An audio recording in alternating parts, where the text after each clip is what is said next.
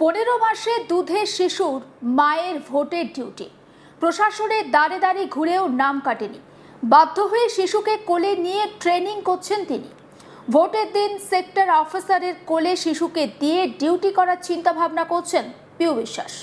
পিউ বিশ্বাসের দুই সন্তান, একজনের বয়স 4 বছর আর অন্যজনের বয়স 1 বছর 3 মাস। দুধের শিশুকে সঙ্গে নিয়ে নির্বাচনে ডিউটি করতে তার সমস্যা, আর সেই সমস্যার কথা প্রশাসনকে লিখিতভাবে জানিয়েছেন বারবার। তা সত্ত্বেও ভোটের ট্রেনিংয়ের জন্য নাম এসেছে তার। দুধের শিশুকে কোলে নিয়ে ট্রেনিং করছেন।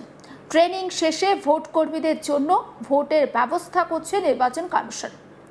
দিনহাটা কলেজে ভোট কর্মীদের ভোট গ্রহণ প্রক্রিয়া চলছিল।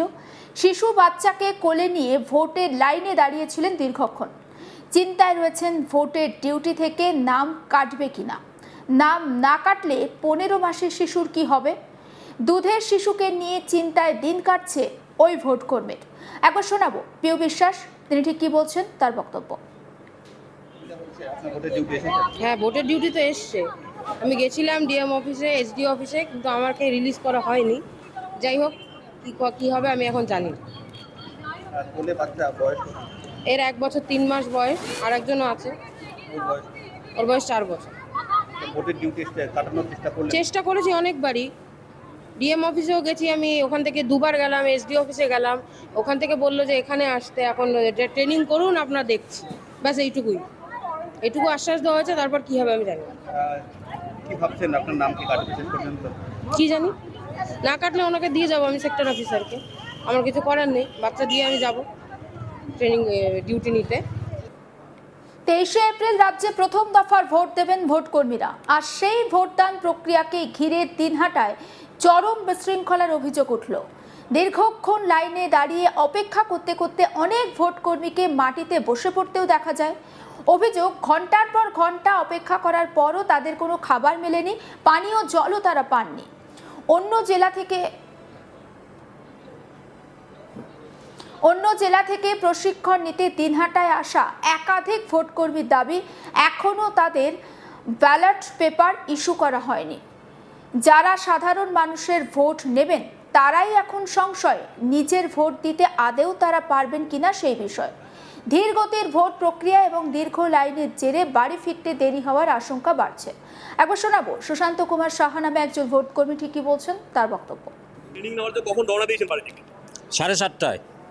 সকাল 7:30টায়? সকাল 7:30টায়। পৌঁছেছেন কখন? 10:45টায়। তবে ট্রেনিং কতক্ষণ হলো? ট্রেনিং তো 3 ঘন্টাই হয়েছে। তারপরে এতক্ষণ বসে আছেন কেন? ভোট দেওয়ার জন্য। ভোট দেওয়ার ব্যবস্থা কি ভালো আছে? না, কি অসুবিধা হচ্ছে? এত বড় লাইন করার কোনো দরকারই ছিল না, অন্যভাবে ভোট প্রক্রিয়া হতো। এবার কি নতুন করে প্রক্রিয়া হচ্ছে? হ্যাঁ, এবার নতুন প্রক্রিয়া হচ্ছে। এরকম অভিজ্ঞতা কোনোদিনও হয়নি। কি সমস্যার মধ্যে পড়তে হচ্ছে আপনাদের? এই যে লাইনে দাঁড়িয়ে আছি 2 ঘন্টা যাবত, তারপরে একটা ফর্ম নিতে আবার 2 ঘন্টা লেগে গেছে। এখন ভোট দিব, ভোটের জন্য আবার লাইন। এই যে এত বড় লাইন দেখতে পাচ্ছেন আপনারা, সম্পূর্ণ ভোটের লাইন, ভোট দেওয়ার প্রসেস। আপনার কি মনে হয় আজকে বাড়ি ফিরতে পারবেন? ফিরবো রাত্রি 10টার সময় ফিরবো। নীলেশ ওরাও নামে অপর ভোট কর্মী, তার ঠিক কি অভিজ্ঞতা সেটাও শোনাবো। আমি সেকেন্ড পোলিংয়ের দায়িত্বে আছি। আপনি কি সমস্যা হচ্ছে? আমার সমস্যা হচ্ছে, আমি 12 নম্বর ফর্ম অ্যাপ্লাই করেছিলাম।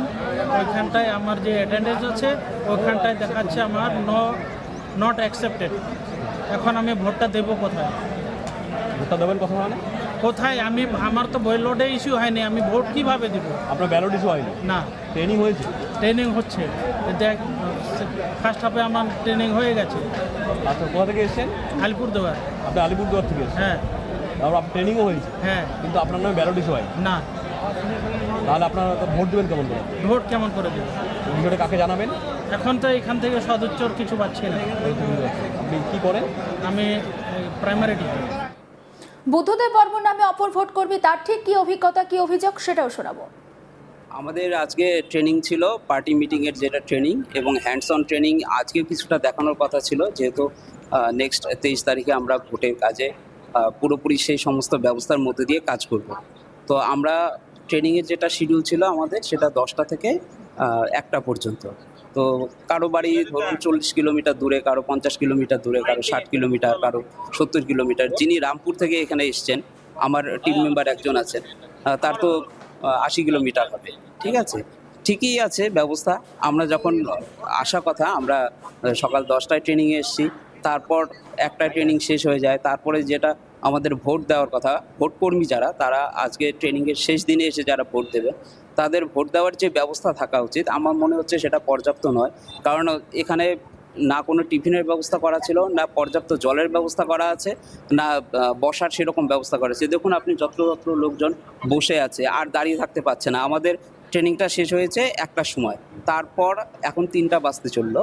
মানে তখন থেকে আমরা দাঁড়িয়ে লাইনে কোনো রকমভাবে একবার ফর্ম নিচ্ছি, আবার একবার ভোট দেওয়ার জন্য যাচ্ছি। ঠিক আছে, এই ব্যবস্থাগুলো আরও খুব ভালো হওয়া উচিত, কারণ আমরাই তো ভোট কর্মী। আমরা এসেই যদি সাফার করি, তাহলে পাবলিক কিভাবে সাফার করে আপনারা হয়তো ভালো বলতে পারবেন, কারণ আপনার সুব্রত গুপ্ত নামে স্পেশাল পোল অবজারভার, তার ঠিক কি বক্তব্য শোনাবো। প্রিপারেশন যা আছে, জেলা প্রশাসনের যে প্রিপারেশন আছে সেটা আমরা রিভিউ করলাম। আর দেখছি যে যে সমস্ত জায়গায় স্পর্শকাতর বুথ আছে সেখানে অতিরিক্ত ডিপ্লয়মেন্ট করা হবে, এবং আর কি কি পদক্ষেপ নেওয়া হবে সেটা নিয়েই আলোচনা হলো এখানকার পুলিশ অফিসারদের সাথে। সমগ্র বিষয়টা নিয়ে আমার কলিগ মনসুর হাবিবুল্লাহ তার রিপোর্টে কি রেখেছেন আসুন দেখায়। 15 মাসের দুধের শিশুকে কোলে নিয়ে ভোটের লাইনে দাঁড়িয়েছেন ভোটকর্মী পিউ বিশ্বাস। পিউ বিশ্বাসের 2 সন্তান রয়েছে। এক বড় সন্তানের বয়স 4 বছর, ছোট সন্তানের বয়স 1 বছর 3 মাস। 1 বছর 3 মাস তিনি শিক্ষকতা চাকরি করেন। তার এবার নির্বাচনের ডিউটি এসেছে। নির্বাচনের ডিউটি আসার পরে তিনি নির্বাচন কর্মকর্তারা এসডিও অফিস ডিএম অফিসে বারবার ছোটাছুটি করেছেন, জানিয়েছেন তার মাত্র 1 বছর 3 মাসের ছোট্ট শিশু রয়েছে, সেই শিশু দুধ পান করে। এই দুধের শিশুকে ফেলে তিনি কেমন করে নির্বাচনের পালন করতে পারবেন, সেই নিয়ে কিন্তু জেলা প্রশাসনের কর্তাদের কাছে বারবার ছুটে গেছেন।